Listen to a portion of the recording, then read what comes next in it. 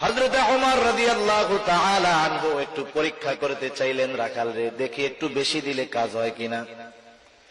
রাখাল রে এবার ওমর রাদিয়াল্লাহু তাআলা আনহু বলতেছে, ও রাখাল, আমি তোমার কাছে একটা প্রস্তাব দেই, তুমি একটা কাজ করো, একটা দুধওয়ালা ছাগি আমাদেরকে দিয়ে দাও, বিনিময়ে আমরা তোমাকে তার মূল্য দিয়ে দিব।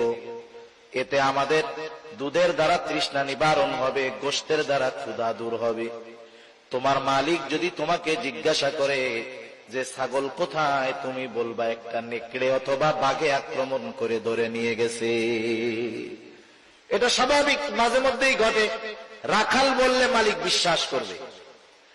হযরত ওমর রাদিয়াল্লাহু তাআলা আনহু যখন রাখালরে বললেন, রাখাল, তোমাকে আমি কিছু টাকা দিচ্ছি, সম্পদ দিচ্ছি, তুমি ছাগল একটা দিয়ে দাও, তোমার মালিক যদি জিজ্ঞাসা করে তুমি বলবা নেকড়ের পাল আক্রমণ করে একটা ছাগল নিয়ে গেছে, তোমার মালিক সেইটা বিশ্বাস করবে।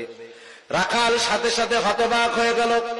রাখাল বলতেছে, ইয়া হাদা ফাইনাল্লাহ, ইয়া হাদা ফাইনাল্লাহ। রাখাল বলতেছে, হে আগন্তুক, তুমি কি বলো? আল্লাহ কোথায়, আল্লাহ কোথায়, আল্লাহ কোথায়? তুমি কেমন কথা বলতেছো? তার মানে রাখাল বলতেছে, এ আগন্তুক মুসাফির, তুমি আমাকে কি কথা বলতেছো? হয়তো আমার মালিক আমার কথা বিশ্বাস করবে, মালিককে হয়তো